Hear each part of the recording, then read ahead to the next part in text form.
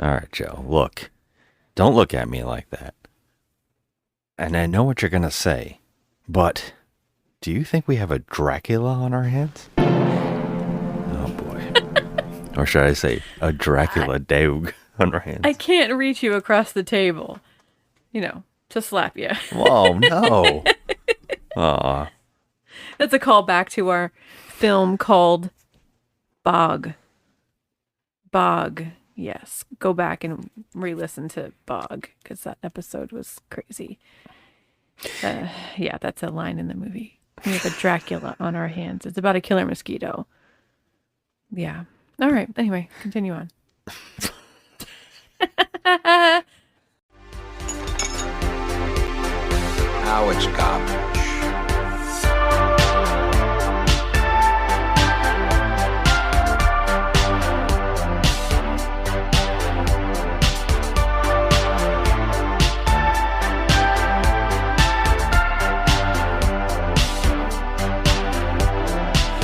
Just another movie night. Hello, everybody, and welcome to the show. We are Just Another Movie Night, and I am Scott, and with me is my hound from hell, Joe. Arf. Arf would have been a better sound to put in the movie than what we got. We'll get into it. Okay. Joe, you know what today is? Talking trash? Talking trash, indeed. This is our show to review, spoil, debate, and crap on, and give second chances to the hated, the lowest rated, the much debated, and often forgotten flicks on the internet, all while asking the question, is this the worst movie ever made? And if not, what is? Because here on the show, we truly believe you can't review a film unless you know what the worst is. And it's August, and our little show has gone to the dogs. We are celebrating National Dog Month and National Dog Day on August 26th by watching some low-rated dog flicks for the month. And because next month is National Cat Month, we are doing cat movies next month. So it's dogs versus cats. Well, you know how I feel about this. Yes, yes. I do know. This week, we are talking about a movie with the tagline, there's more to the legend than meets the throat. It does not say that. Sure does. That is the stupidest shit I've ever heard. We are talking about 1977's Dracula's dog, a.k.a. Zoltan, the Hound of Dracula. Well, at least that's the original UK title in 77. It came out in the US as Dracula's Dog in 78. It has a 4.4 on IMDb from 1,700 reviewers. It was directed by the father of Charles Band and Richard Band. What? Yes. He is also the voice of Six Shooter in the Puppet Masters franchise. And he is the director of Ghoulies 2 and I Bury the Living. It's Albert Band. I had no idea that any band had anything to do with this film. Yeah. I would never know that. Yeah. Never. It was written by Frank Ray Perrell, the writer of Alligator. I love that movie. Which we did on the show. I love that movie. The special effects in this movie were done by Stan Winston and Ken Speed. Holy crap. Yeah. I mean, they look good, I think, for the most part. Yeah. It stars father of Miguel Ferrer, the uncle of George Clooney, Jose Ferrer from Lawrence of Arabia, Dune, To Be or Not to Be, and the Oscar winner for Best Actor in Cyrano de Bergerac. Ooh, did I say that good or not? I don't think know. you did a good job. Thank you. As Inspector Bronco in this movie. Okay. It also stars Michael Pataki. I think Pataki. Pataki. Sorry. Michael Pataki, one of only 7 actors to appear on both Batman 66 and the Batman animated series, Joe. Wow. Yeah. Why does it always have to come back to Batman and DC Comics with you? I think there's a pattern here. I thought you would appreciate my knowledge here. I do appreciate your knowledge. Only 7 actors have ever done that. Can you believe that? Wow. Yeah. Only 7? Yeah. You're a jerk. I love you. I thought you were going to play into my love of comic movies. Does anybody know I love comic book films? I don't know if you knew that. Nobody knows it. And comic books in general. He was in Easy Rider, Rocky 4. He played Drago's assistant. He sure guy. does. Yeah. He plays Michael Drake or Count Dracula, depending on how you take it. This also stars Reggie Nalder? I don't know how to say his last name. Reggie Nalder as the innkeeper, or Vedit Smith. He's the head vampire Kurt Barlow in Salem's Lot. The original Salem's Lot? Mm-hmm. All right. I just found this fun fact here. I thought it was kind of interesting, so I put it here for you. Mm-hmm. He was in the Walt Disney film The Devil and Max Devlin, but stated in an interview that he could not stand working with Bill Cosby, the star of the film. He described him as a pig, as well as rude, arrogant, and very untalented. Wow. Yeah. All right. So he got the memo before the rest of the world. Yeah, I like that he called him a pig. Very interesting. But you know what's funny about this is he did a movie himself, which was a porno called Dracula Sucks. Okay. All right. Okay. He did no sex acts. He was known for his burns on his face, which they wanted you to know. Yeah. They did many, many close-ups Yes. of this man's face. This movie was given an X rating in the UK. It was cut to secure a reasonable release. Those cuts weren't restored until 10 years later on home video. Wow. Yeah. I wonder, well, obviously there's a lot of what would be, I guess, animal cruelty would be considered animal cruelty in this. Yeah, I mean, Even though the dogs are hounds of hell and, they're Draculas. Yeah. There's quite a bit of animal cruelty in this. I guess that's true. Yeah, and I guess that would scare off a lot of people. Yeah. Yep. I understand that whole thing. But, the dogs are the VIPs of this film. Without a doubt. And the person who should be promptly fired was the sound editor. I'm sorry. Yeah. It is the worst. The dog gets hit and goes flying, and a woman's screaming voice comes out of it. Yeah, we're going to get into it. Let's Insert clip here.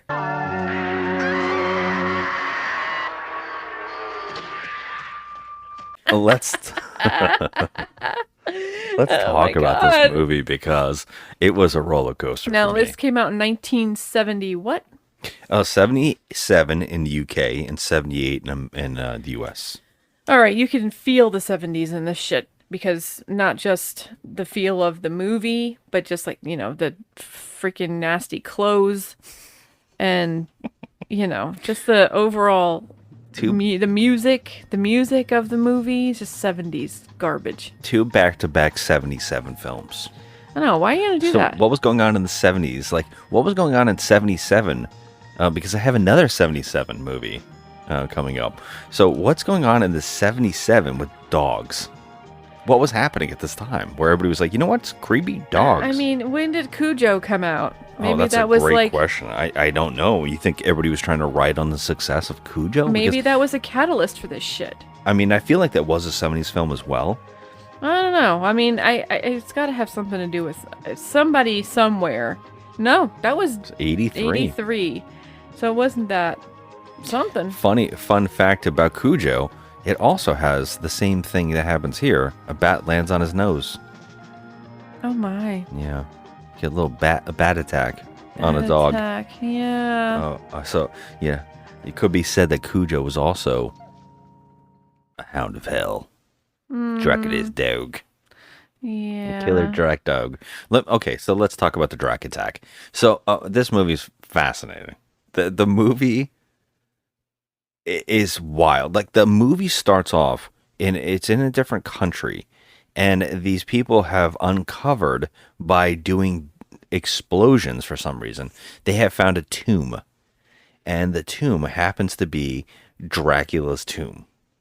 Now, it's not just Dracula. It's like a whole the Drac one family. Dracula. Okay, Yeah. this is like the tomb of all the Draculas. Yes.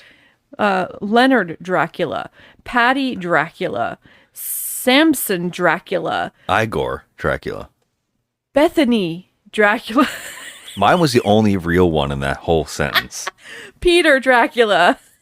That entire drop of names, mine was the only one that was really No, the that's Dracula's not true. name. I recall seeing a Barbara Dracula and a Jonathan Dracula. There's at least 7. There's, I think, 6 graves. It's basically a mausoleum tomb type of thing where they're in the wall. Yeah. Yeah. That Is first a of all, mausoleum in the wall, or is that the one that has it in the center? I have a lot of questions. No, that's a mausoleum. There's like a. Okay, that's what I was wondering. But I have a lot of questions about this because now all of these Draculas, and yes, their last name is Dracula. Okay, we're not just making this up. Their last name is Dracula. They're in the wall. Okay, now I have a question. I hope it's the same one I have. About the stakes inside them. Well, who did this? Yeah. So if And they're then all who- dead, who put them in the wall with this? Okay. And actually put their names on it to alert other people. This is where Yeah. Dracula is. Yeah. Yeah.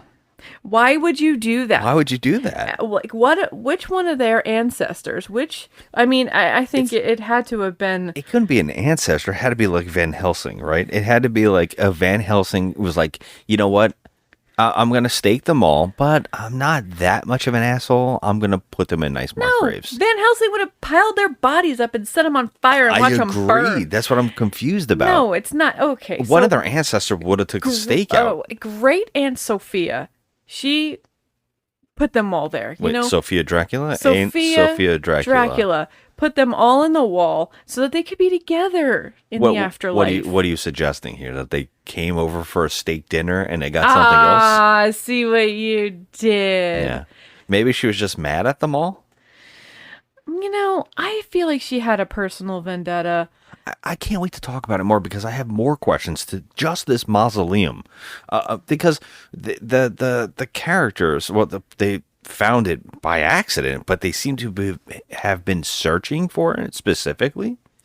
This is weird. So are these okay? So the film opens with what appears to be some sort of like Russian soldiers. Are they Russian or are they British? I don't. Their uniforms would suggest that they were like Russian soldiers. Yeah, I was thinking Soviet Union or some sort. Yeah, and so like they're digging. They could have been they're- Transylvanian. Who knows? Oh no, you would know that. But like they're like excavating some site, right? Like it's like some archaeological dig or something, which is weird because they don't look like archaeologists. They just look like soldiers. So what are they doing? Yeah, they're just blasting for it. Oh, the Romanian. So I was right. Oh, okay, good The job. Romanian army.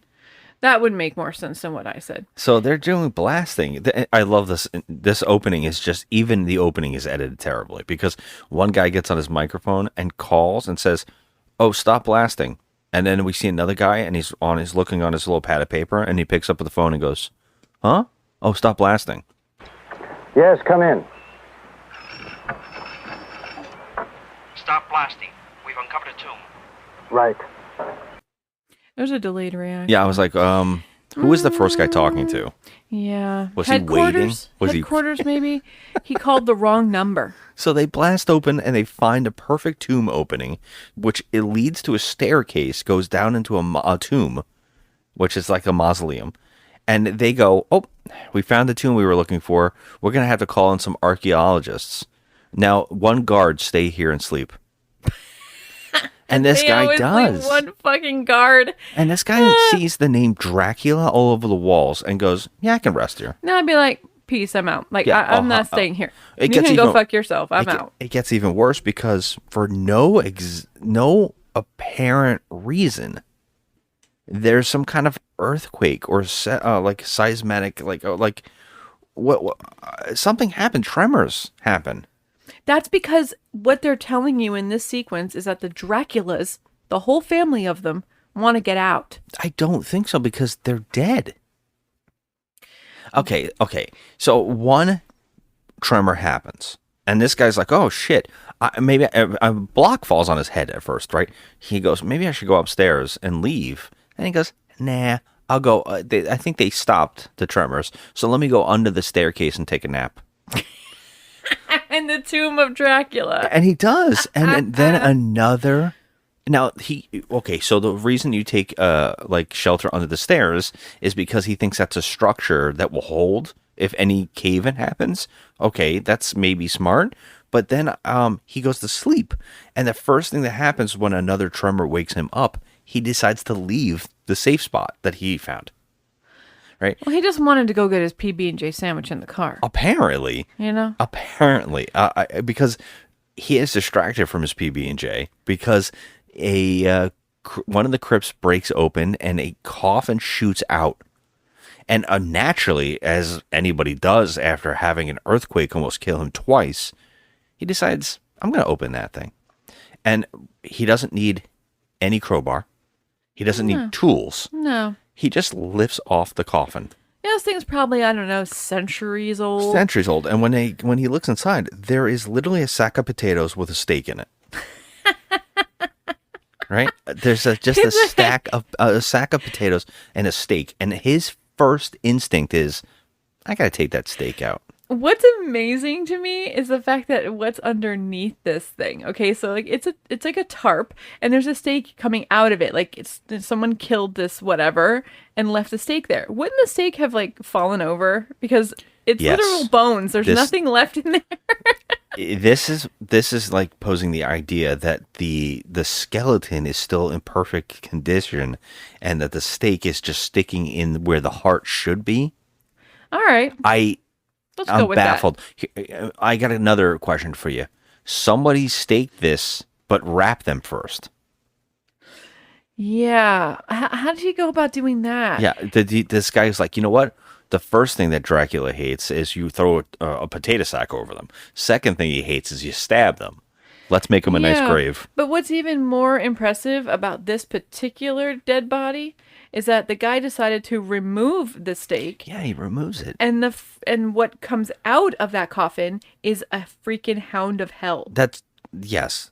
And I have to point this out because the guy doesn't realize the hound of hell is coming out of the coffin or coming back to life after he removes the stake because he is so enthralled with a piece of wood that's in his hand that he can't stop staring at it. He's staring at it like it's the Ark of the Covenant. Yes, like he found something. He's like, what is this, oak?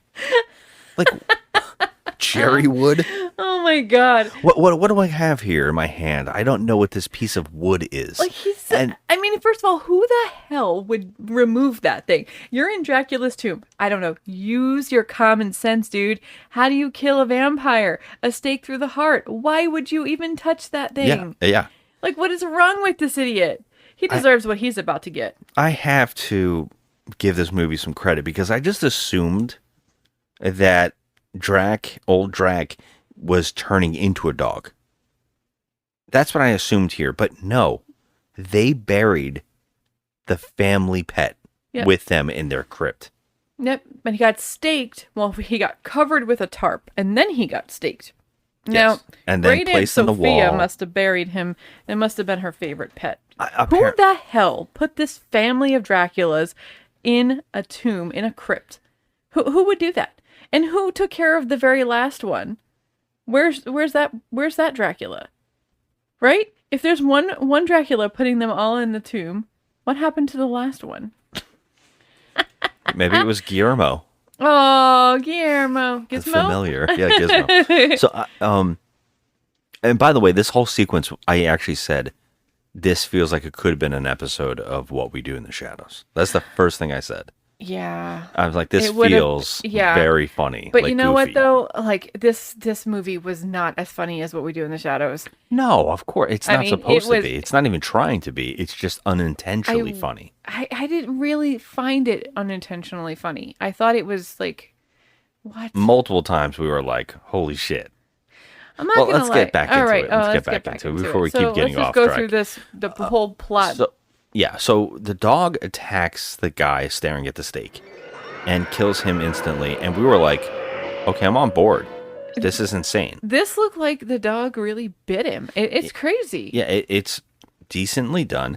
And then what's even crazier is that the hellhound now goes up to the other crypt that was cracked and pulls out an entire other coffin and then takes the steak out. Opens the lid and takes the steak out of another body, and that body comes back, and it is this guy Who's like basically a familiar. Yeah, who played in Salem's Lot as the other vampire we mentioned, and we didn't know his name for the entire time. But what I love is I think right before this, and I might have cut this off, I forgot, but right before this we have something incredible, and that's why I think we were on board. We were like, "Holy crap! What is this movie already?" The dog has his own flashback. Oh my God. This is the best.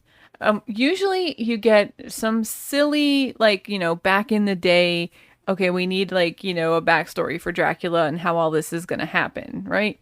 No, we don't get a human or a vampire flashback. We get a dog flashback.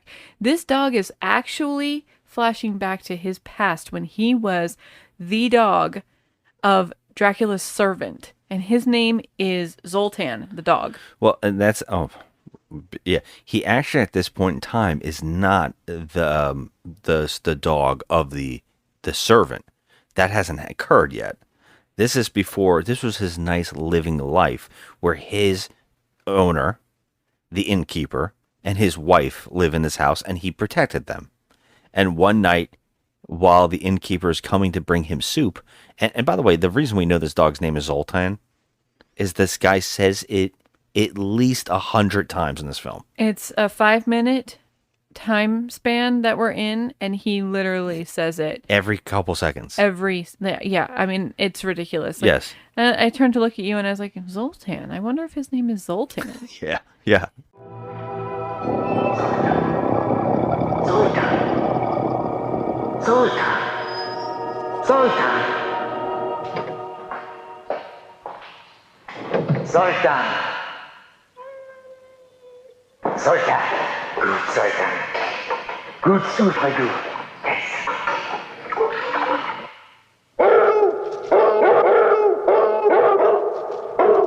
Zoltan. Oh, Zoltan. What's the matter? All right. Go ahead. Well, Zoltan is freaking out as a dog because he's a good boy, and so he hears something and he freaks out. So he runs, and what we see is that a vampire bat flies in the window of whoever this woman is. I'm guessing it's the innkeeper's wife. Don't really know who she is, but she's of course laying in bed like any vampire film. He flies in the window to get his suck on. Damn. And You nasty. the dog runs up to the outside the window. It's like on the second floor, and he keeps barking to the point where Drac just can't get it going. You know what I'm saying? He can't get it going. You make it sound like it's a porno. He fang blocks him at this point. Oh my God. And so Dracula jumps out the window and flies down as a cute little bat and lands on Zoltan's neck and decides, look, if I can't have that woman upstairs, I'm getting another bitch. How do you know Zoltan's a girl? I don't know. I'm just Zoltan's a boy. Okay. He's the goodest boy. He's the goodest boy who turns instantly into a Dracula. Oh, yeah. Instantly into a Dracula. Zoltan Dracula now. Oh my God. So He's a part of the fam. okay, can we just talk about the VIP of this movie real quick? It's not Zoltan, although he's amazing. It's literally the dog trainer. I mean, I've never Yes. seen This guy worked on a lot of movies. This is absolute brilliance, training this dog to do these things. I wonder how, I couldn't find facts about how many dogs they used, anything like that.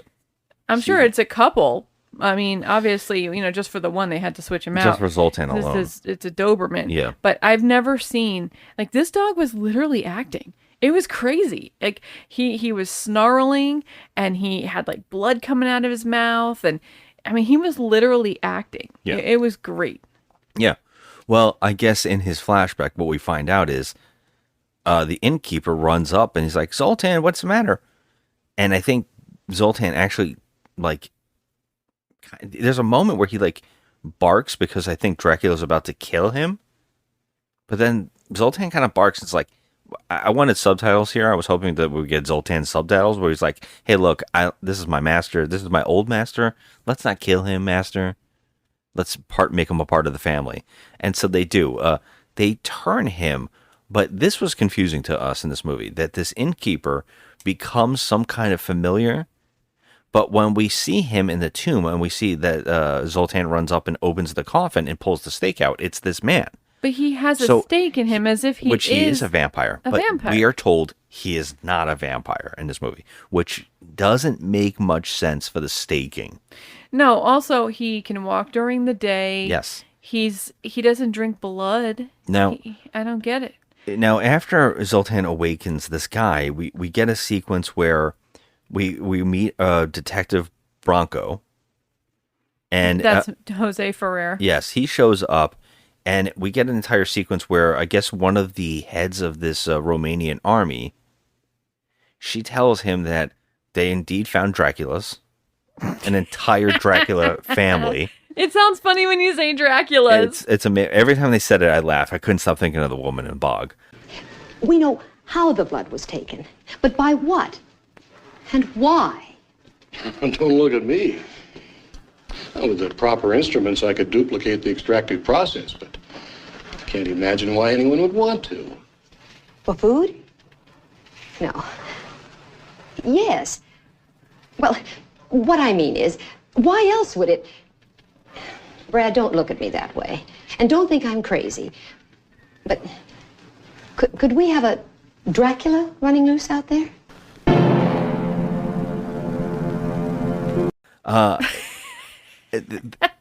They found a whole family of Draculas. They have them, all the coffins, out in the daylight, right in front of them. And they have some soldiers open them up. And he says, 2 are missing. We have the other 4. Right? There is a sequence where, before this all happens, that Zoltan and the innkeeper look at one of them, which I guess was the head Dracula that we saw in this flashback, this dog's flashback. They look at it and they kind of go, eh. Now, I didn't understand why they didn't take him out and take the stakes out of the other vampires.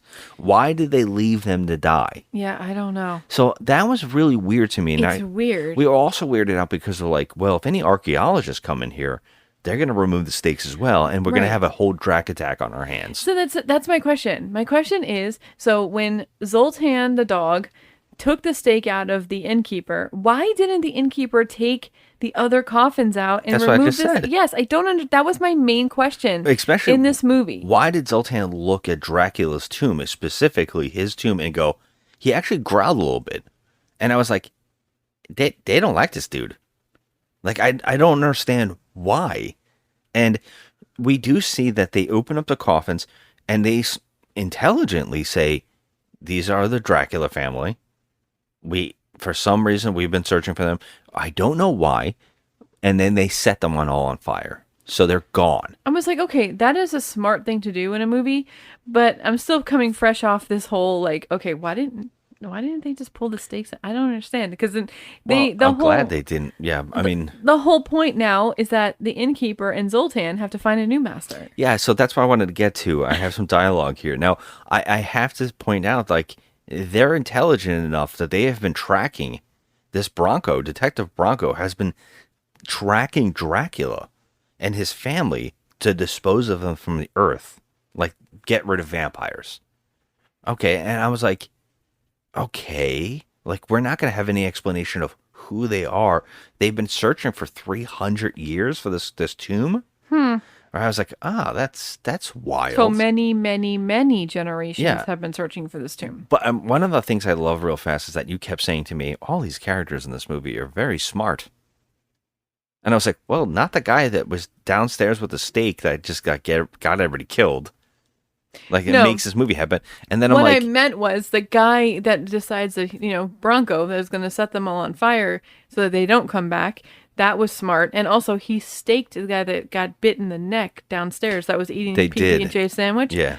He's like, I'm going to stake him just because he's bit. Maybe that's why he was staring at it so much, that stake, because he knew that was his demise.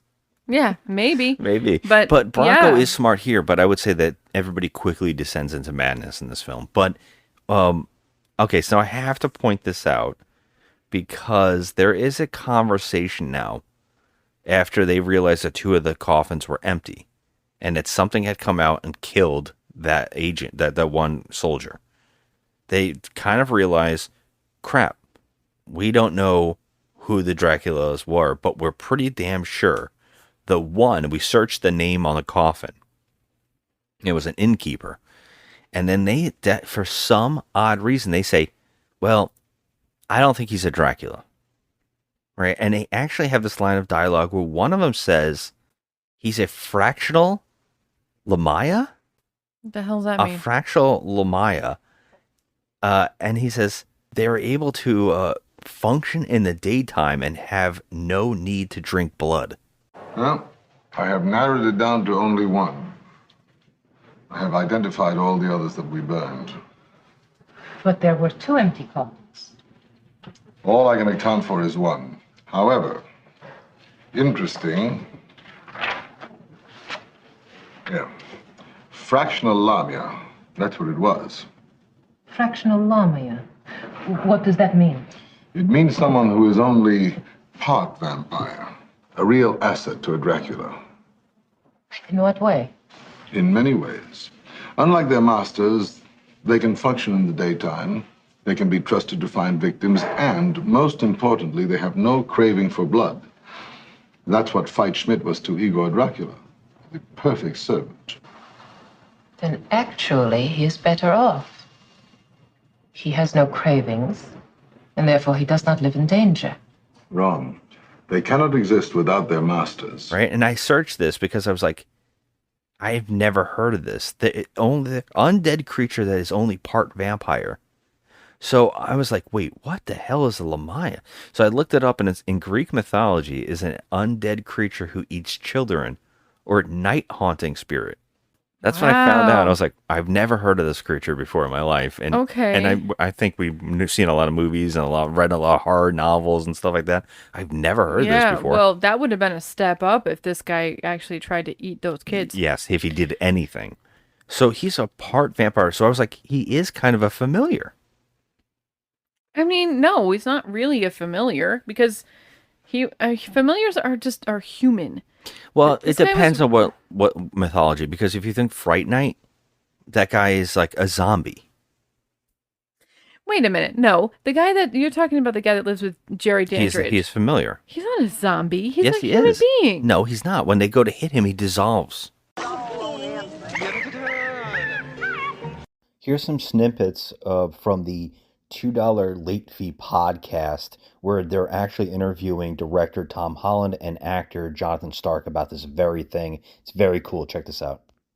But I got to ask this question, Tom, and Jonathan, before we jumped on, he kind of briefly mentioned it, and we talked about it, Dustin, you and I, with Jack. So in regards to Billy Cole's character, Tom just mentioned this to me. We were talking last week. Yeah. And he now has a definitive answer because of the books he's writing. So I wrote a novel called Fright Night Resurrection. Cool. And that's excellent. That's a novel, and it explains who Billy Cole is and his background, and I dramatize it.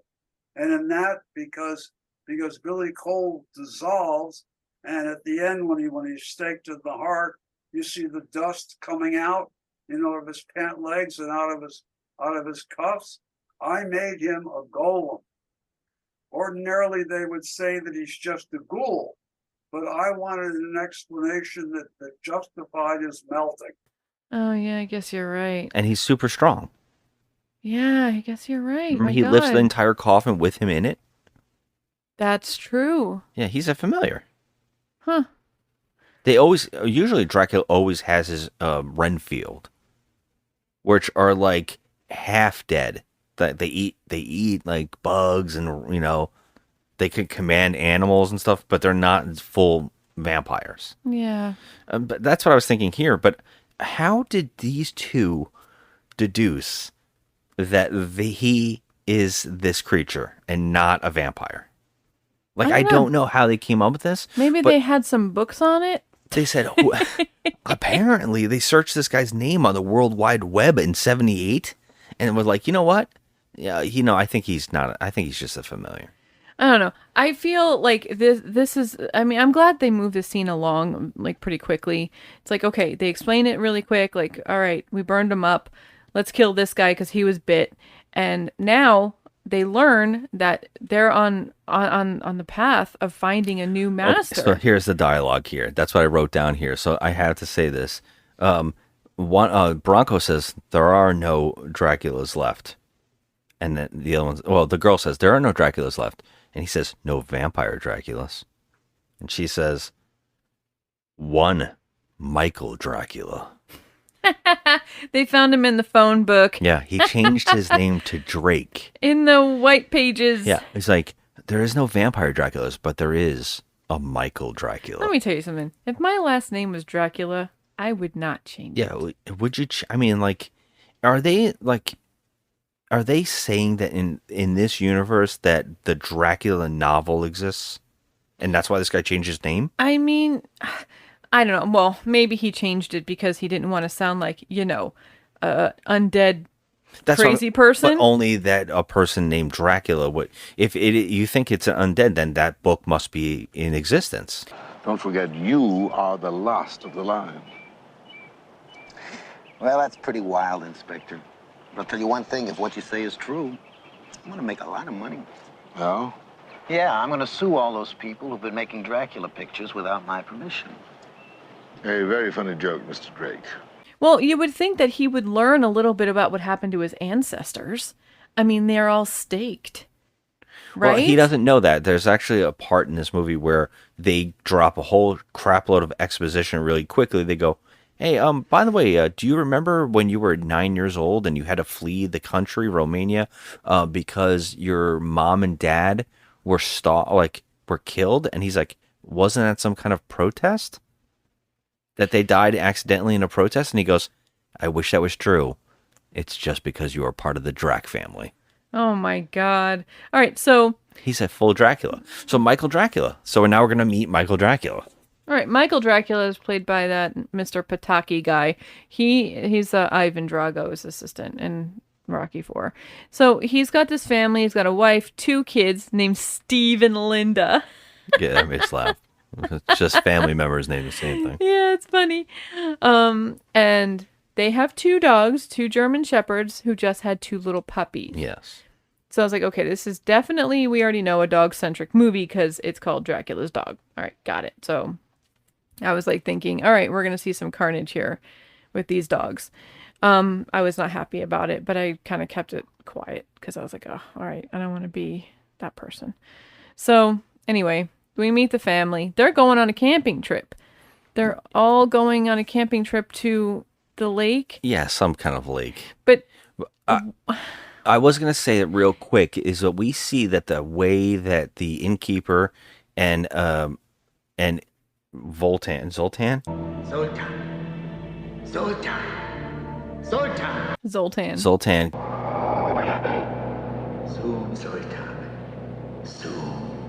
Got here is that they smuggled him on board a ship from Romania to California.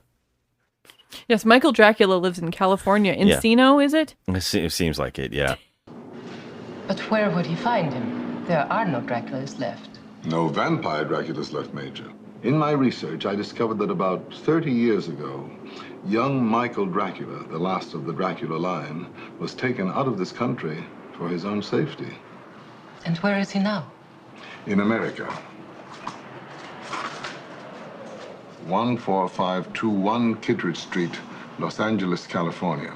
But they smuggled him in by saying that he's a dead dog that they wanted to put in their crypt, their family crypt.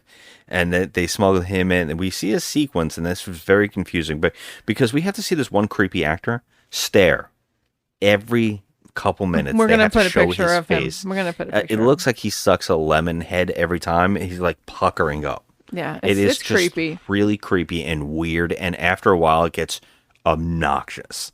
But this is one of the weirder moments is that the people checking the crates for smuggling in drugs or anything like that, they open up the crate and they check the dead body of the dog. Now, the dog is in full daylight. So yeah. I'm extremely confused about this moment. I don't know. It seems like all the things that I've ever known about vampires just tossed out the window in this movie because, I don't know, familiars can be staked and dead and then come back by just removing the stake. So that's number one. Familiars don't need to drink blood because they're not technically vampires, and they can daywalk. Okay, fine. Then the Hounds of Hell, which is Zoltan, he doesn't burn up in the daylight. He does, though, because later on in the movie we find out he has to go in during the day. But why he's not burning in the sun in this sequence, very confusing. I'm going to say that's just a film flub on the filmmaker's part. Like, they just forgot. Yeah. Because, come on. Well, the innkeeper, now I love this. Naturally, if you're going to LA and you need a ride and you're a part of a Dracula family, you need to get yourself a hearse. So naturally, they make themselves extremely obvious that there's some bad guys around. How else are you going to tote around the coffin of the dog? I guess you could have just had a truck. A family truckster? What are you going to do? A van. Clark Griswold's car? A 1970s van? I mean, a murder van either way. A murder way. van? I mean, either way, it looks like a murder vehicle. So what's the but a difference? hearse is really comical. It's too on the nose. Well, they find out where Michael Dracula lives, and in the night, they kind of stalk the house, and it alerts the German Shepherds that they have as their two dogs. And we have a sequence of, him telling the dogs to stop and be quiet. And then they weren't going to take their dogs with them on their trip because they have a big trip planned in the morning, a big fishing trip, a hiking trip, the whole thing. And the wife talks him into bringing the two German Shepherds and the new puppies or puppy. Here's the thing. I told you, I'm like, first of all, the dogs are the stars of this movie. Okay, so there's no way we're not going to have all these dogs. However, bringing puppies is like a whole different I agree. level. So I was like, oh man, come on. I'm going to see these dogs get eaten or whatever. It sucks. But yeah, so they're going on Don't skip the neighbor because I know you need to talk. I'm not skipping the neighbor. So they're going to go on a big, 2-week camping trip. Fine. But what's amazing about this next scene is I was baffled. I'm like, you know what? I would slap this fucker. The husband, he talks to the neighbor, and the neighbor comes over who's going to be watching their house when they go away, right? And he says to the neighbor, oh, thank you for doing this for me. And he kisses her almost on the lips, right? She says, don't worry, your house is in good hands. And if you need anything else, you could just call. And then he says, can you replace my wife on the trip? And then he goes, I'm just kidding. And then he kisses her on the lips. Just keep an eye on the house. Oh, you know I'll be happy to. Thank you. We're all set, dogs and all. I was just telling Marla, if you really want to leave them, I'll be happy to take care of them. They're no problem. Well, I'd rather leave my wife and take you. Ho, ho, ho. Come on. See you in a couple of weeks, my sweet. Have fun. Bye-bye. Bye. It looked like he kissed her on the lips.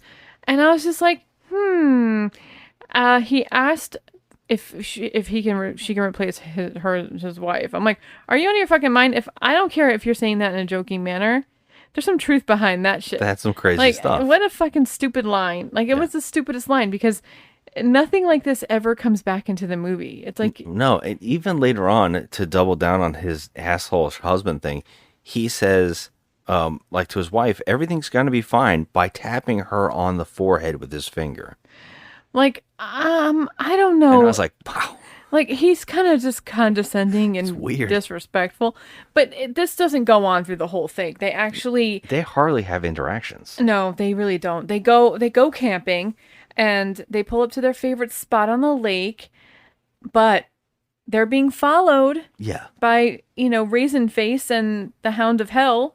I guess I should point this out, though, is that he has a giant trunk, naturally, as any Dracula does. He has a giant trunk, and he went and got his bullets out. But when he got his bullets out, something really unique and interesting happened here. He just randomly finds a picture of Dracula and Zoltan.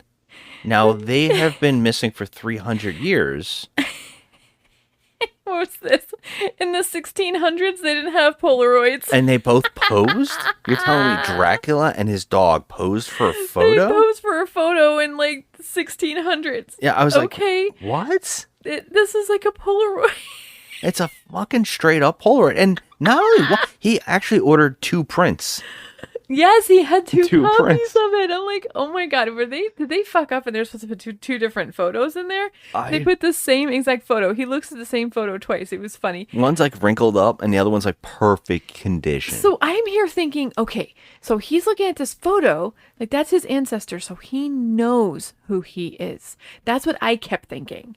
Yeah, because in the photo, it's the same actor.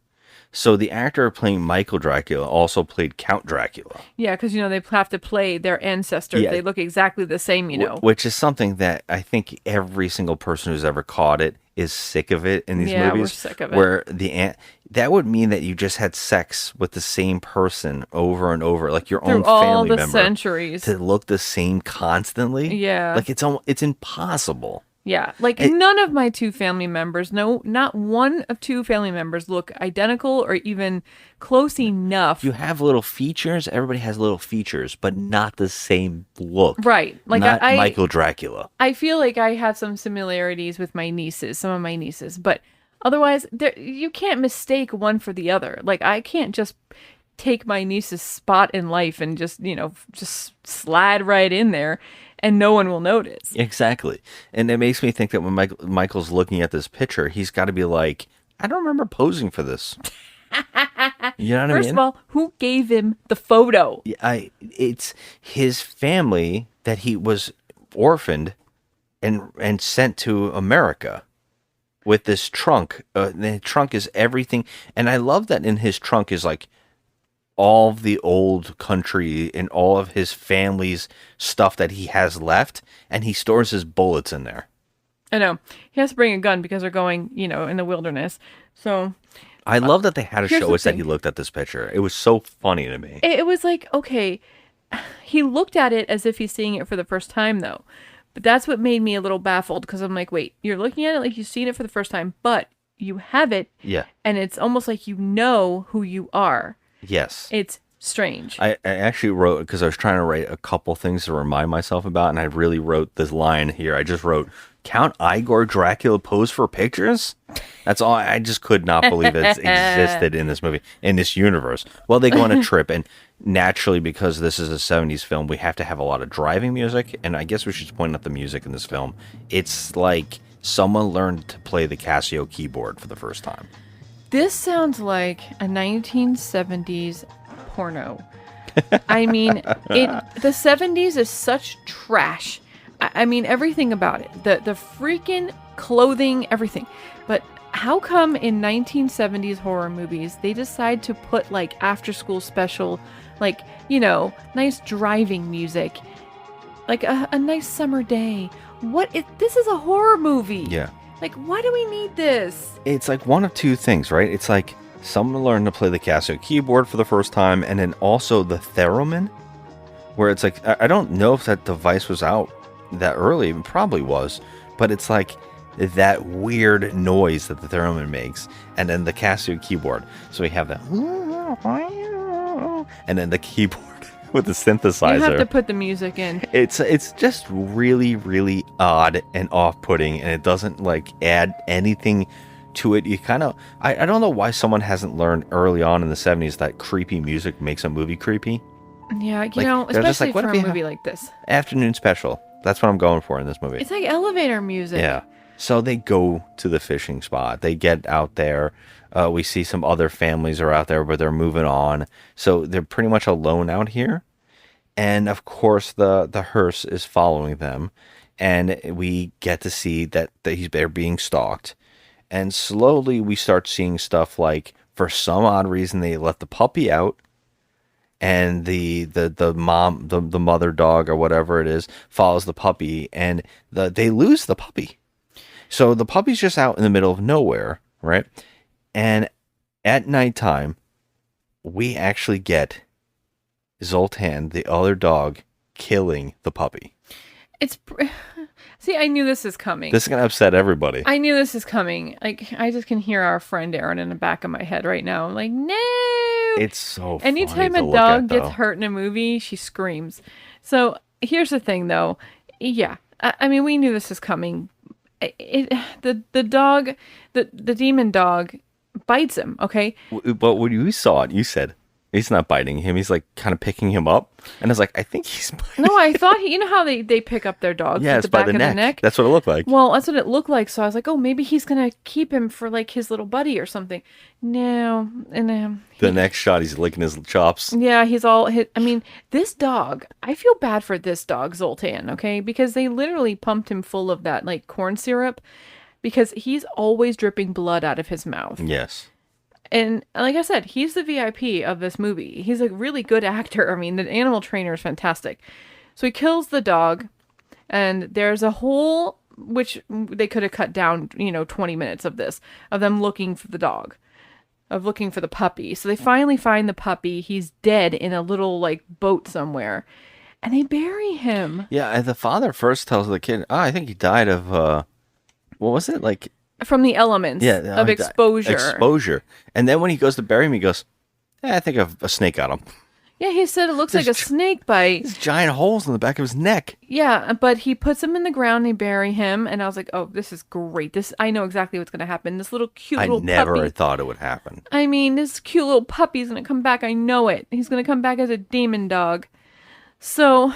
It does. He does come back as a demon They dog. actually look like they buried this dog for real and let the dog crawl out of the ground. Yeah, it's upsetting. So, but then next to the family, like close by, are two fishermen, and they also have a dog. Yes. And now their dog is bigger, and that dog gets attacked by Zoltan as well, and he gets turned. Yes. So now we have at least two full-size Dracula dogs. Yes. And I was like, wow, this is kind of cool. Are we going to see like crazy animal attacks, like in like, real time? Like it's going to be crazy. Well, it also slowly starts getting their dogs.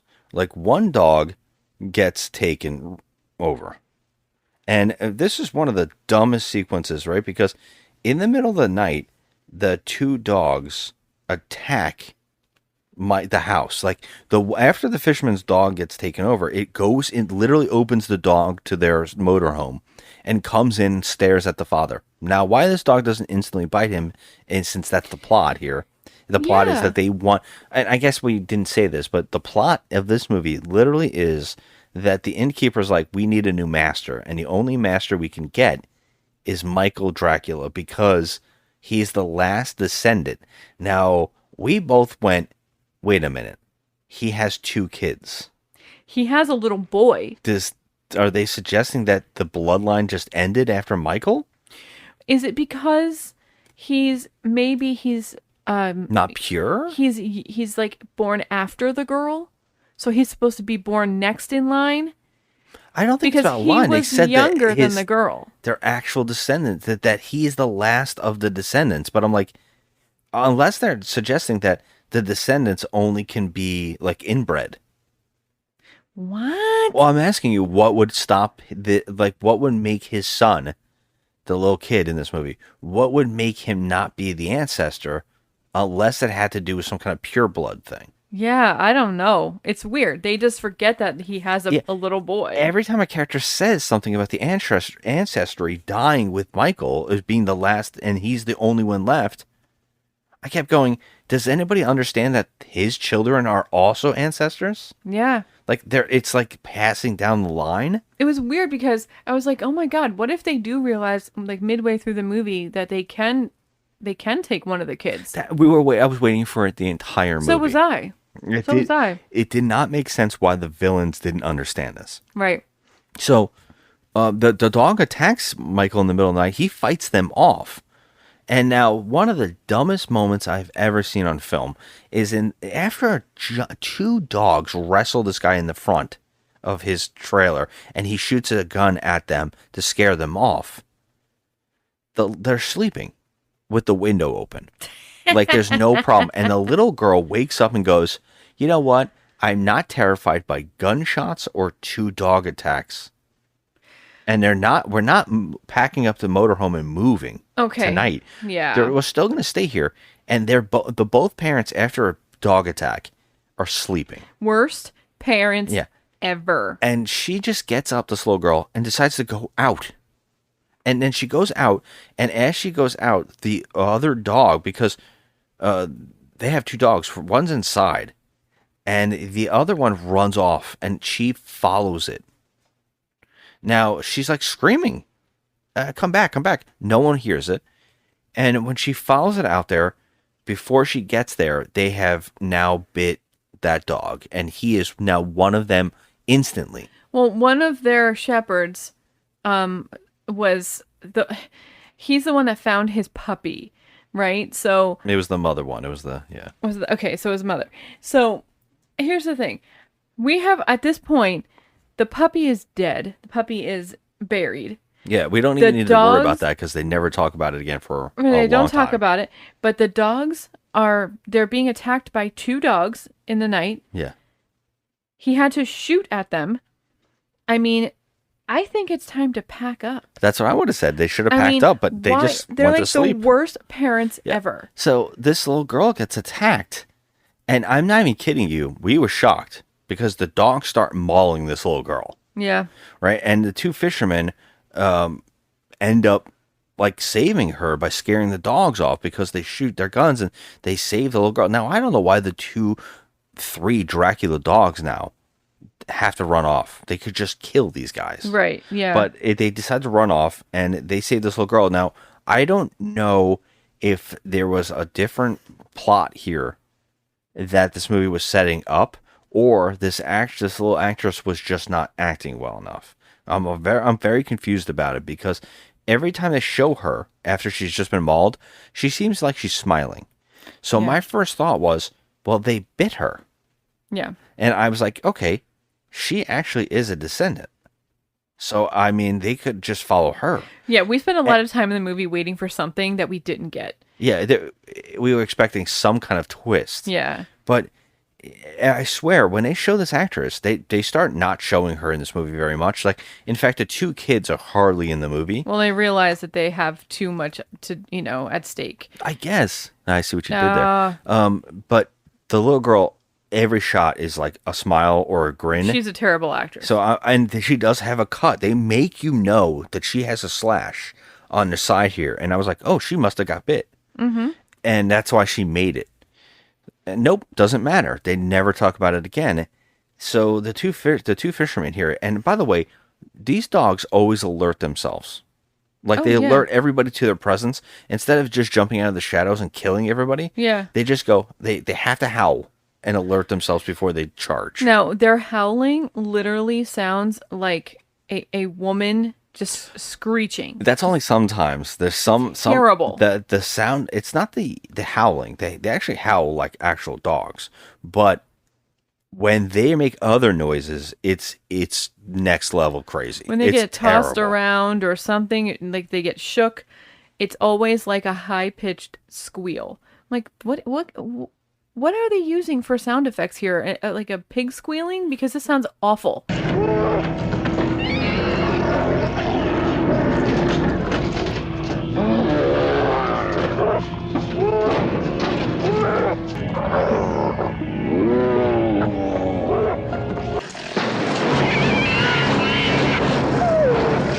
Yeah, one always does that. I'm trying to think of what cartoon character it is that mumbles a lot, but it's like that's what the dogs always do. Zoltan always makes that noise. Yeah.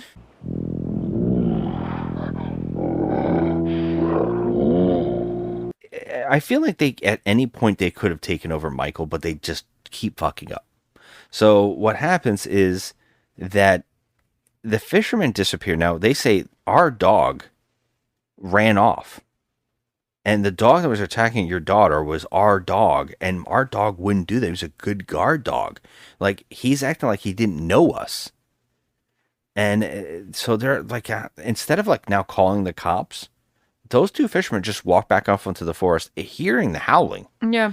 And then we see that they are packing up to finally leave the family because they've had enough, you know? And that's when Bronco finds them, because Bronco in the background has been like searching for them and has like been asking people. He asked the next door neighbor, and then he found the sheriff in town, and then he finally finds them. And this is when he basically, Bronco and the father go off and they have a conversation. Bronco's like dropping all the exposition. You're of the Dracula family. This is all happening.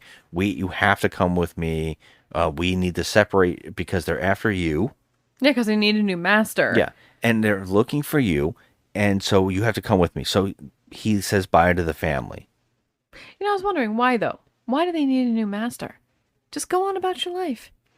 There's multiple times where the innkeeper characters keep saying, we can't make it another night without a master. But why, though? So what if... Okay, so they took the dog took the stake out of the innkeeper, right? And then he came back to life. Yes. So is there a 10-day grace period? That's I don't understand this is so stupid. It doesn't make any sense. And it's like, I don't get it at all. And isn't the dog a Dracula? Yeah, it's so like a Cinderella he be story. The master? Yeah, why do they need an actual Dracula relative? Right, I don't know. It doesn't make any sense. It makes no sense. And what would happen when he does get a new Dracula relative? They're going to be moving back to the Castle Dracula? And I guess Michael Dracula is going to take over, and who the hell knows in Romania? I don't know. I got nothing. They don't seem like they're good at being Draculas. Like I'll tell you that. The they don't plot have... of this is like stupid. And, can we also point out that the innkeeper knows how to drive? Yeah, because back in, like 800 BC, they had wheels. 800 BC. He learned, he would God. just learn by staring at a wheel. Yeah, that's Probably it. learned. That's all. I was like, Yeah, what? This is like my horses. Yeah. It uses horsepower. Yeah. So okay, so of course, Bronco and the father are now split up, and they go to a shack in the middle of the woods. They say it's a cabin, but when they get there, it's just a shed with a bed in it. It's a tool shed that they recreated just for this scene. Yeah. It was terrible. This is supposed to be... all this was like 5 planks of plywood holding this thing up. It was terrible. It looked worse than the freaking Evil Dead cabin. No, it does not look. It does just look like a little shed. It's pretty big, but on the outside we don't see windows. We just see a door. In the inside we get windows. Yeah, there's some film flips I going on love in that there. Bronco's like, hey, look, here's the deal. At night, they hunt you. In the daytime, we'll hunt them. Yeah. Does he once hunt them in the daytime? No. No, but can I say something? I'm sorry to interrupt you, but the wife, Mrs. Dracula, she took this very well. Well, he's like, I'll tell you later. I'll explain it later. She's like, do you trust this guy? He's like, I trust him completely. I trust him. I'm like, what? You just met him 13 seconds ago. He could be some raving lunatic. He thinks that you're Count Dracula. Yeah, exactly. Like, what? That sounds normal to you? Well, it must be only because he's like, I do have a picture of Dracula with his dog. He has a picture of someone. He doesn't even tell Bronco about that. Like, by the way, I have a picture of what looks like a me as Dracula, dressed as Dracula, and with a dog that happens to be the same dog that attacked me the other night. But he never mentions that dog is the same dog in the picture. Never says anything about this scene. It could have been his next door neighbor Barry, and the Halloween 1976 when he dressed up as a vampire. So okay, so they go to the shed. He's very believing of all this. Yes, he is. He's accepting very quickly. Bronco goes, hey, I got some weapons. Apparently, on his trip finding Michael, he stopped at the Home Depot at least once because he has an entire bag full of fence. And he goes, these are stakes. And I'm like, they're fence pieces. They're not. None of them are like that. Like you break the table leg and you sharpen it. I think you're being too generous. Those are yard sale signs. What, the bottom stake part of a sale sign? I guess you're right. I would be hard to pierce something with that like flat top spike. I mean, you don't have to have it be round. Maybe they just wanted to switch it up a little bit. That's all they had available at the dollar store. That's what I'm saying. He just stopped at Home Depot and he's like, hey, where's your fence section? I need some stakes. Like, oh, just here you go. Here's the top of your fence. The props are not the problem here. So yeah, now at the night, because they're very prepared, in the middle of the night, he gets the stakes out of the car. Oh, there's dogs coming. Sure as shit. They go in the house and dogs attack the house. Now, Bronco goes, I think these are dogs.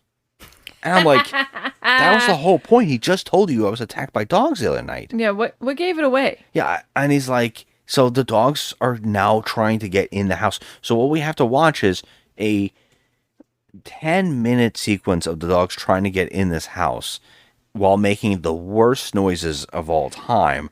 And I don't know what they did to these poor dogs, but they must have put some steak in the middle of this place and said, go at it.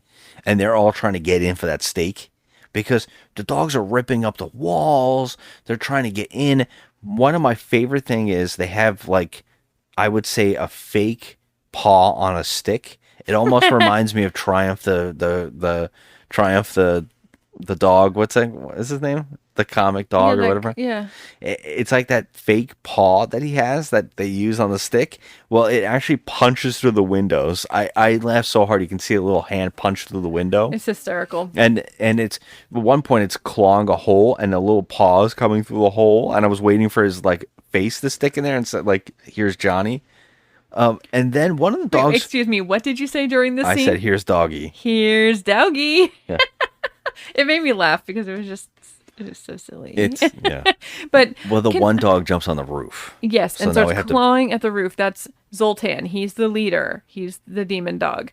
But I have a question. Okay, during this scene, you know, like in a lot of horror movies, when people are trapped in like a small area, they try to find like a weapon or something to actually, you know, fend off the bad guys. You know. For most of the scene here where the dogs are trying to get in, these two assholes are just standing there. Yeah, they're using like the bed against the wall. They're just hitting it with clubs. But they have the fence stakes. Whoa. So the whole time you could have literally been trying to stake these dogs through the window. They just keep swatting them with the stakes. Like, let them fucking come in and then but stake them. I would say even odder is that for some reason Bronco sets them on fire. Yeah. Which I thought, you guys are going to kill yourselves in here. Right, the whole place is going to go up. They just kept throwing, like, oh, we have some what was it? Kerosene. Some kerosene. And now let's put the stakes on fire and then swat the stakes at them. But I was like, how is this room not setting on fire? Right. Because it's so small. The next shot, there's no fire. They're just standing there staring at the holes. There's one dog, Zoltan's on the roof, and they keep showing the shot of this dog ripping up the roof, and I kept looking at his like snout and thinking, is that what you call it? The front of the, I don't know. It looked like splinters. Like I was like, how is this dog doing this? I was worried more about his little feet because there was nails. There was nails in there. I saw that too. I mean, this is why this movie was banned. I'm going to tell you, because these dogs are literally chewing through wood planks, shards of spiky wood, maybe nails. I mean, it just looked dangerous, and you can see they're literal digging in a plank of wood, and it's splintering everywhere.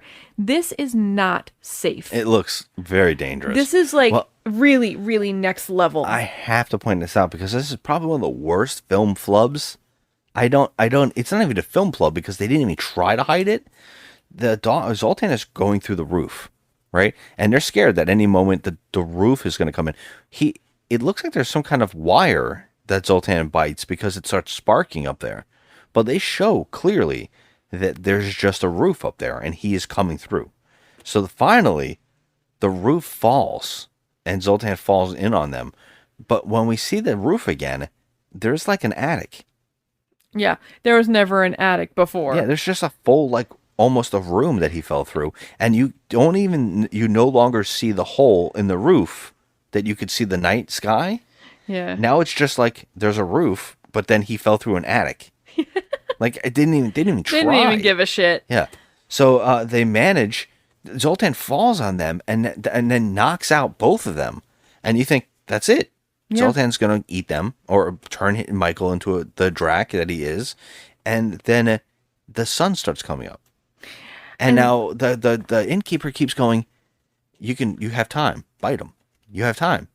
And Zoltan's like, and he jumps through the window and is like, no, I don't have time. I have to get back.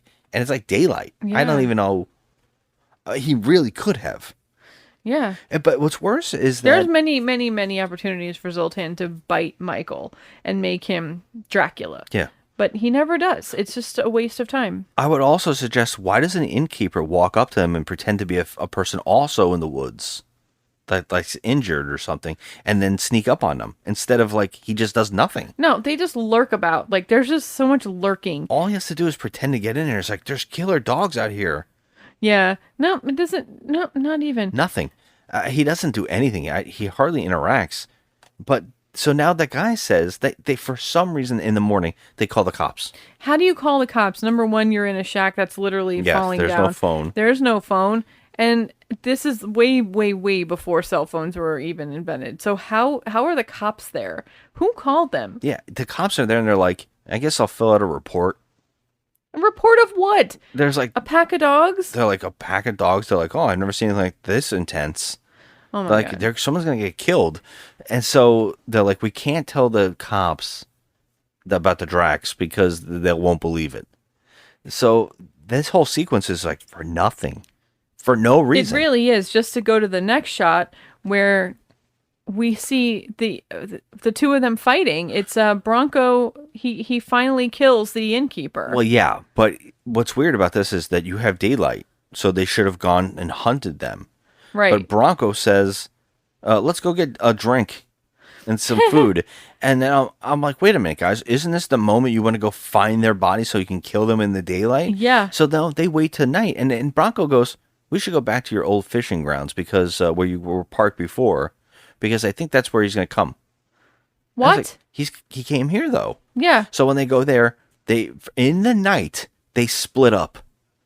That's Bronco and this guy smart. and Michael split up, and Bronco finds the hearse and fights the innkeeper and ends up killing him. Now, here's my question. So this movie, if it sounds crazy and out of control already, it is. I mean, the dogs are next level pretty coolness. But this innkeeper who literally does nothing but stare creepily into the camera, he actually puts up a fight here for once. Yeah. So they tussle and finally he stakes him, right? So Bronco stakes the innkeeper and then you see him just like he's bleeding and he's just like bleh, dead. Okay. I don't understand how. So if someone came along and pulled that stake out of him, like say the coroner's Would he office have come gets back? him, would he come back? I would think so. Especially since when they showed him with the stake in him and the dog pulled it out, he was a full skeleton. Right. So if he's outside and like, ambulance comes and they pull out the stake. Yeah. So he could just keep getting Yeah. resurrected. That's I mean They never burn his body. they do here. They actually talk about it. When do they burn his body? They don't show it. Right. Well, it's just that it's suggested because Bronco now has to find Michael because Michael's just walking around and he gets attacked by the dogs. He's able to get into his car. And again, we have another 10 to 15 minute noise insanity of the dogs on top of the car trying to get in. I mean, Now, I was getting such a headache because it was just nonstop noise of the dogs just yelping and screeching and scratching at the car. I would say this, that the dogs almost got inside of a house or at least a shed, but they can't get through the roof of a car. And this is a convertible? It's a convertible top. So it's just literally like one of those fabric tops. Yeah. And it's like, he's like got his little paw through it and he keeps smacking it with a stake and the dog's like yelping. I mean, honestly, all he had to do at that moment was stick the stake through the freaking like top and kill the dog. Yeah. It was just next level. Like, okay, how can we drag this out? How much longer can we drag this out? Well, what happens is that he sees his dog, his second dog, and he actually sees the first dog and he's like, she's trying to kill him. So he's like, oh my God. But then he sees his other dog and he goes, come on in, and lets the dog in. Like not thinking anything like, Yeah. oh, maybe he's turned. Yeah, exactly. And then Oh, that guess what? dog He's is a turned. vampire as well. He's turned, So yeah. he fights his own dog and they wrestle around. And the only reason that he makes it here is because the two fishermen stop the rest of the dogs, because the two fishermen show back up and they wrestle Zoltan. And there should be a couple dogs here. Yeah, I have a question. And this is, I don't even know why I'm asking this. This is like so ridiculous. But Okay, so what if Zoltan needs to bite Michael so he can be his new master and be the new Dracula? But what if Michael's own dog bites him? I was thinking about that too. Would that change the whole scenario? Because it would no longer be Zoltan biting Michael. Yeah. That would change everything. I was thinking the same thing. Did Like, anyone what account happened for here? this? Yeah. Like, why would you add 3 additional dogs that are vampires? Yes. And I have to point out that he's got his one dog in there, but there's 3 dogs outside the car. And so the fishermen are fighting only 2 dogs. Where's the other dog in the equation? The other dog disappears.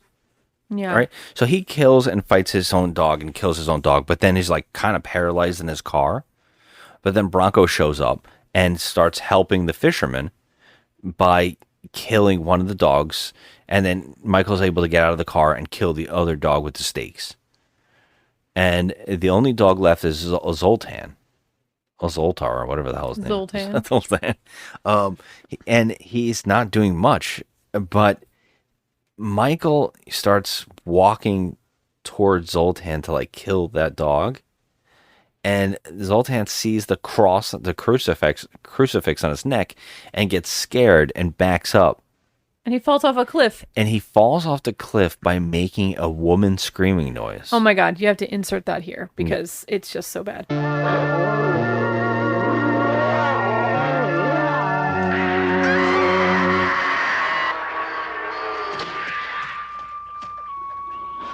And he gets impaled on a wooden fence. Fitting. Yeah, fitting.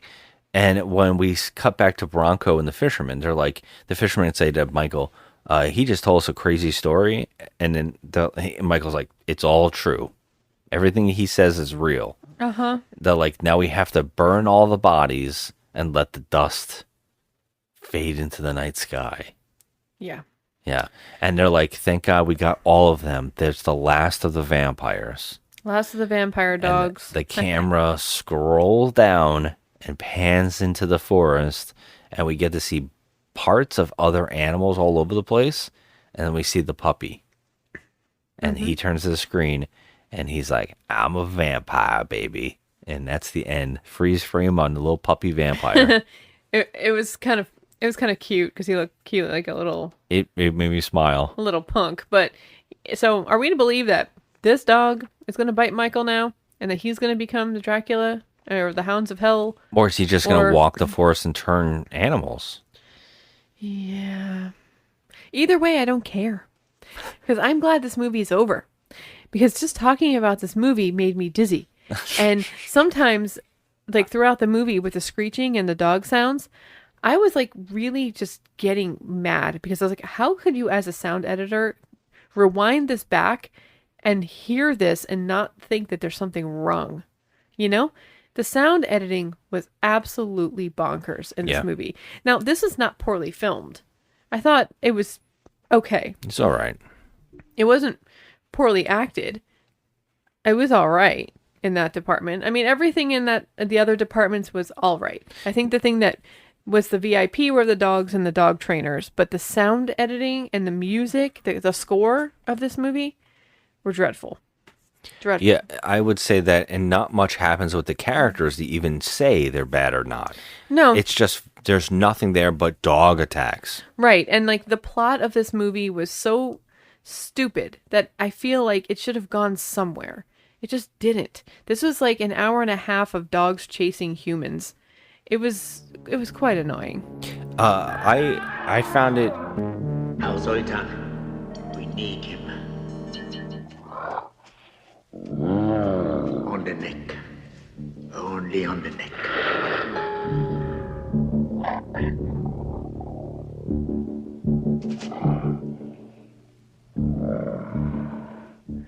Quaint. Now he's one of us. Like, I found it like kind of like silly fun. Like, I couldn't believe if I was a kid when this movie came out, I probably would. If I was a kid and I saw this really early on, this movie would have scared the crap out of me. It's scary to see the dogs like that. It would definitely make me fearful of dogs. Yeah. Because, like I said, they were really good actors in this. I mean, they were snarling and mean and just terrifying. Absolutely terrifying. So that part worked, but nothing else in this movie worked for me. Yeah. Nothing. It was just I don't know. I was kind of bored as far as the plot goes. Like they don't even understand what they're doing here. It's like, okay, is this guy a vampire? Is he not a vampire? Yeah. It just doesn't make any sense. Like they didn't know what the hell they were doing. I feel like it should have went into like a Pet Cemetery situation where at the end the twist was that the daughter was now a vampire. Yeah, because she did get attacked. And then maybe when he goes to the camper to say hi to his wife, they were all dead. See, that would would have like, been. oh, that's a twist. That would have actually elevated this movie for me until like maybe a point to like maybe 2 points. Yeah. It would have elevated it. It would have made it a little more interesting. It would have. I feel like it's there because they could never make a movie like this now. And the fact that it was ever made is kind of impressive. I give this movie an A for effort. They did stuff in the 70s and 80s that you couldn't really get away with you couldn't today. get away with this stuff. And most of the time it's now CG. Yes. So like these dogs though, you could tell these dogs, because of the time period, were being trained to do this. And they were pretty brilliant dogs. Yeah. So that's why I'm giving this movie a 3. Because of the dogs and the dog training. But otherwise, this movie sucked. I'm going to give it a 4. I think it's like in that so bad it's good type territory. Oh, are you ever going to watch it again? I don't watch a lot of these movies that we talk about again. But I do find it like silly enough. I do say like if you're into like these bizarre horror films, especially Dracula vampire movies, this is a really weird, unique one. I mean, this is a weird flick. I cannot believe that they took vampire dogs so seriously. So I think it's kind of fun in that sense. I don't think it's successful, but I do think it's silly fun. And I kind of enjoy that for that. So I definitely think I have to lean toward this. It's so bad it's good 4. All right. That's fine. I mean, I will never watch this again, and I'm going to forget that I watched it. In a week. Would you? Because I think we're going to constantly think dog movies like, why can't, hellhounds, or just thinking about like, oh yeah, there's a movie about Dracula dogs. Yeah. It's just going to be so unique. And the rest of the month too, like, I can't imagine the movie's getting better in the sense that like, if there's more dog attack films, like it would have to be something with more character to be better. Yeah. Yeah, I don't know. This one didn't do it for me. So far, what do you like better, dogs or this? I already forgot I watched Dogs. There you go. What the hell was that about again? The linear accelerator. I'm kidding. I do remember the linear accelerator. I would watch that movie 6 more times before this one. Interesting. Yeah. I mean, that movie was pretty boring too, though. I mean, it was, but it had things in it that were much better than this one. I couldn't listen. The sound effects The in sound this effects alone in this movie are way worse. putting me right over the edge. I actually like the sound effect of the dogs in the dogs movie.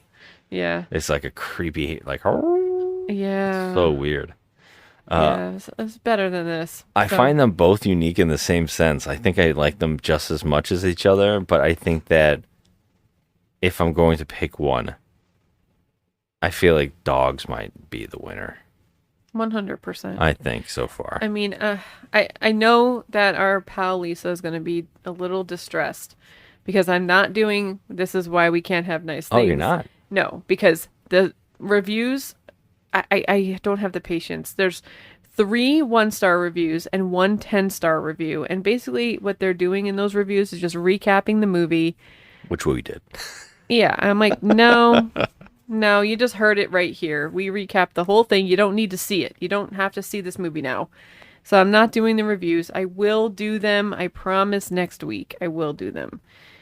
We'll see. I'm You don't going know. to. You can't make that promise. No, I'm gonna do it. I'm gonna do it. This week I just don't have it in me because I'm out of energy. I'm zapped. I'm drained. I'm drained, one would say. Was it all the staring from the 2 villains in this movie? I'm not gonna lie, that guy was really creepy.